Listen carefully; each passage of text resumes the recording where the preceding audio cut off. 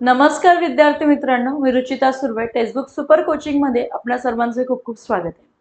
मित्रांनो, बऱ्याच वेळेला आपल्याला प्रश्न पडत असतो की अजून तलाठीचं नोटिफिकेशन आलं नाहीये, नगर परिषदेचं नोटिफिकेशन आलं नाहीये. सगळेजण विद्यार्थी तर एक्झामचं खूप आतुरतेने वाट बघत आहेत. आणि जेव्हा नोटिफिकेशन येतं तेव्हा आपल्यामध्ये असलेली एनर्जी किंवा अभ्यासाचा असलेला स्पीड हा खूप वेगळा असतो. आणि कुठलंही नोटिफिकेशन नसतं, समोर काही नसतं, ओके, अंधारच अंधार असतं, त्यावेळेला असलेला अभ्यासाचा स्पीड यामध्ये खूप फरक असतो.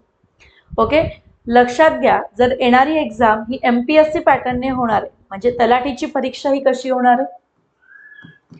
तलाठीची एक्झाम ही एमपीएससी पॅटर्नने होणार आहे, बरोबर. जर ही एक्झाम एमपीएससी पॅटर्न नुसार होणार असेल तर तुम्ही तलाठीचा अभ्यास करत असताना तुमचा बरोबर ग्रुप बी आणि ग्रुप सी चा पण अभ्यास होत असेलच. सो येणारी एक्झाम जी आहे ती कुठली असेल, मग ती ग्रुप बी असेल, ग्रुप सी असेल, ओके, किंवा ती नगर परिषद असेल,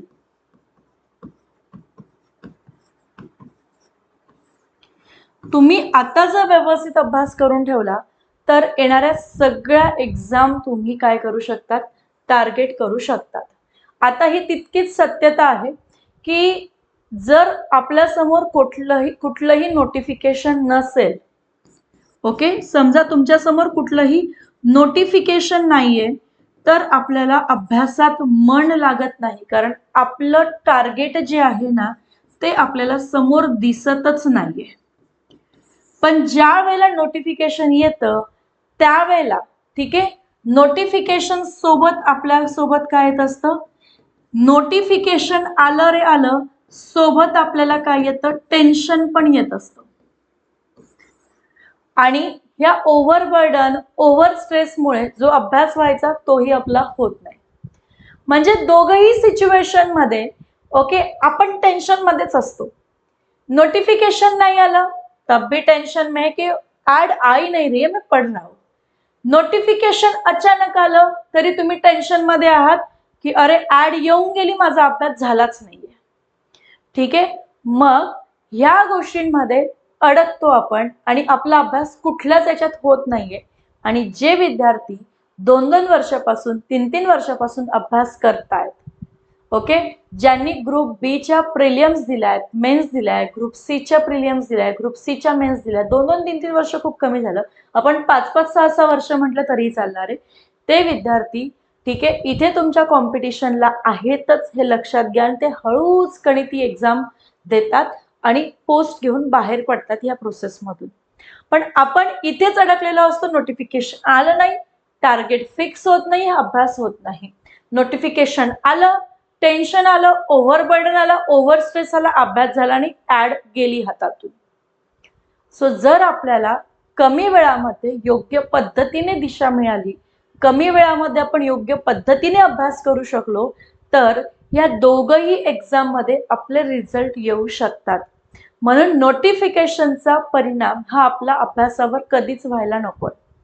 तुम्ही स्वतःचं शेड्यूल फिक्स करणं फार गरजेचं आहे, जे आपण सध्या खूप मिस करतोय. म्हणजे अगर चाहे मन ने चाहा तो पढ़ाई करेंगे, सगळ्या काही गोष्टी कशावर आहे, मनावर आहे. आणि मन म्हणतं काय की अरे नोटिफिकेशन नाही आलंय, कशाला टेन्शन घेतोय, अजून येईल तेव्हा बघूया. असं अजिबात चालणार नाही. मी प्रत्येक सेशन मध्ये माझ्या सांगत असते की सिझनेबल जोपर्यंत तुम्ही अभ्यास करत आहात तोपर्यंत तुम्ही कॉम्पिटिशन मध्ये सुद्धा नाही आहात. थोडंसं कडू आहे पण सत्य आहे. तुम्ही तुमचं शेड्यूल फिक्स करणं फार गरजेचं आहे. शेड्यूल फिक्स करणं म्हणजे काय असतं, तर बघा, आपण ऐकलेलं असतं की कुठलीही गोष्ट जर सातत्याने 3 महिने केली तर त्याचा रिझल्ट आपल्याला मिळतो, बरोबर आहे की नाही. सो शेड्यूल फिक्स करणं म्हणजे काय, की जर सकाळी मला 7 वाजता मी रेडी होतोय, तर 7 ते 8 या वेळात मला काय करायचंय, कुठला सब्जेक्ट करायचा आहे, ठीक आहे. 8 ते 9 मध्ये मला काय करायचं आहे, बरोबर. 9 ते 9:30 समजा मी ब्रेक घेतला, बरोबर, तर 10 ते 11 मध्ये काय करायचंय, मग मला करंटचं लेक्चर करायचंय का ह्या वेळामध्ये. सो हे तुम्ही डेली केलं पाहिजे. 10 वाजता इंग्लिशचं सेशन असतं का, हे तुम्ही डेली केलं पाहिजे. ठीक आहे. मग 11 वाजता 11 ते 12 मला मॅथ्सचं सेशन करायचंय का, सो हे तुम्ही डेली केलं पाहिजे. बरोबर. येस. असं दिवसभराचं शेड्यूल झाल्यानंतर संध्याकाळ ही निवांतात घालवायची आहे का, अजिबात नाही. दिवसभरामध्ये मी जे करंट केलंय, जे इंग्लिश केलंय, ओके, जे जीके केलेलं असेल, जीएस मी केलेलं असेल, मराठी मी कुठेतरी केलेलं असेल, आणि ह्या सगळ्या टॉपिकला म्हणजे 6 वाजेनंतरचा जो माझा वेळ आहे, संध्याकाळी 6 ते 10 या वेळात मी काय केलं पाहिजे, तर या वेळामध्ये मी ह्या जे काही दिवसभरात शिकलेलं आहो त्याचं रिव्हिजन केलं पाहिजे. बरोबर. त्याचे PYQs मी सॉल्व्ह केले पाहिजे. सो हे तुमचं शेड्यूल फिक्स असायला हवं. ऍड कधीही आली तरी ज्या दिवशी नोटिफिकेशन येणार ना, त्या दिवशी आपल्या डिक्शनरीमध्ये, आपल्या मेंदूमध्ये टेन्शन न येता काय पाहिजे, आपण हॅप्पी पाहिजे. आपण कसं पाहिजे, आपण हॅप्पी पाहिजे, आनंदी पाहिजे, की येस माझं मराठी सगळे टॉपिक क्लिअर आहे, PYQ सॉल्व्ह केलेले, फक्त रिव्हिजन द्यायचे. GK GS all topics are ready, only revision. Okay. Mathematics, maths असेल अथवा रिझनिंग असेल, ऑल टॉपिक क्लिअर.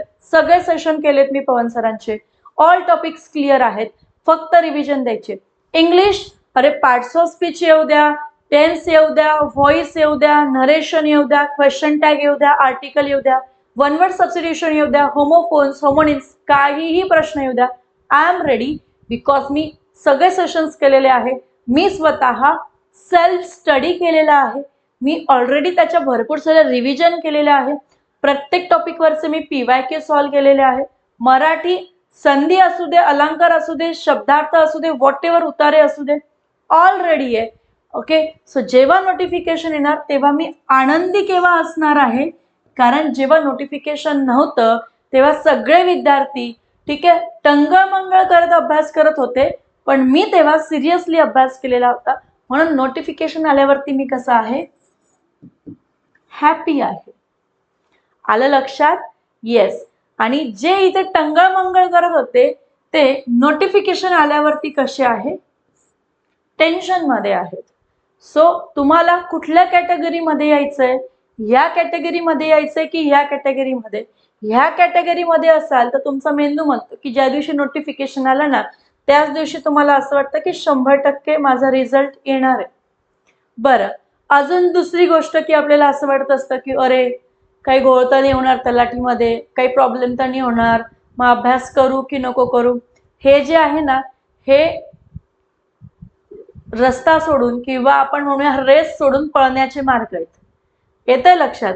जो खरंच मेहनत करणारा विद्यार्थी ना तो डोक्यात असं काही ठेवतच नाही. आणि जर MPSC पॅटर्न घेणार असेल किंवा MPSC ही परीक्षा घेणार असेल तर त्यामध्ये खूप चांगली क्लॅरिटी असणार आहे, हे सगळ्यांना माहितीच आहे.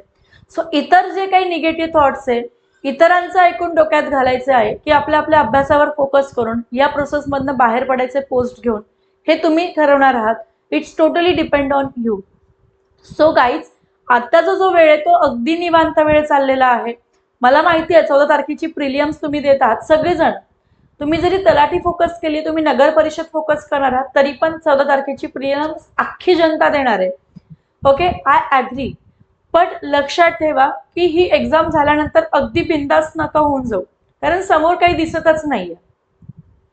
मग समोर काही दिसत नाही याचा अर्थ असा नाही की आपण हळूहळू चालत जायचं, आपण पळतच जायचंय. पळत जाणार तेव्हा तुम्हाला पुढे लवकर सगळ्यांच्या काहीतरी दिसणार आहे, लवकर काहीतरी मिळणार आहे. जर इतरांसोबत हळूहळू चालत गेलात, गप्पा बिप्पा मारत चालत गेलात, तर पुढे जे काही मिळणार आहे ते तुम्हाला मिळणारच नाही. पळत जाणारे इतर लोक आहेत जे ऑलरेडी तुमच्या आधी कधीच निघाले. तुमचं काय होतं की तुम्ही 8 वाजता रेस मध्ये येताय, जी रेस 4 वाजता चालू झालेली आहे, त्यात तुम्ही परत टंगळ मंगळ करत इथलं जे काही तुम्हाला मिळणार आहे गिफ्ट ते घ्यायला जाताय, तर ते मिळणारच नाहीये. बाकीचे लोक 4 वाजताच निघून पळत चाललेले आहेत. बेस्ट एक्झाम्पल हे तुम्हाला सगळी रेस समजण्यासाठी. बाकीचे लोक 4 वाजता निघून पळत चाललेले आहे, तुम्ही आत्ता रेस मध्ये आलायत, 8 वाजता रेस मध्ये आलाय जी 4 वाजेची चालू झाली आहे, आणि त्यात पण चालत चालत येत आहे, म्हणजे तुम्ही रेसमध्ये आहेच नाही असं समजून घ्यायचं. सो ज्या वेळेला आपलं एखादं टार्गेट आपण फिक्स करतोय, ज्या वेळेला स्पर्धा परीक्षेमध्ये एखादी पोस्ट आपल्याला मिळाली पाहिजे असं फिक्स करतोय, तर त्यावेळेला समोर कुठलीही एक्झाम असो अथवा नसो, आपला जो शेड्यूल आहे तो फिक्स असला पाहिजे. ओके, चाहे कुछ भी हो जाए, चाहे कुछ भी हो जाए. सो यामध्ये कुठल्याही प्रकारचा चेंज व्हायला नको, हे आपलं फिक्स आणि फायनल असलं पाहिजे, सगळ्यात पहिली गोष्ट. ठीक आहे. सो या पद्धतीने अभ्यास करा आणि असंही करू नका की दिवसभर तुम्ही लेक्चर्स मध्येच अडकून आहात. सो स्वतःला ह्या सगळ्या गोष्टी ज्या प्रोसेसमधून तुम्ही जात आहात त्या समजण्यासाठी स्वतःला वेळ देणं गरजेचं आहे. थोडासा का असेल ना सेल्फ स्टडी गरजेचं आहे. मी असं म्हणत नाही की 4 तास करा, इथे मी टाइम सांगितलाय, तुम्ही 2 तास करा, 1 तास करा. सेल्फ स्टडी खूप महत्वाचा आहे.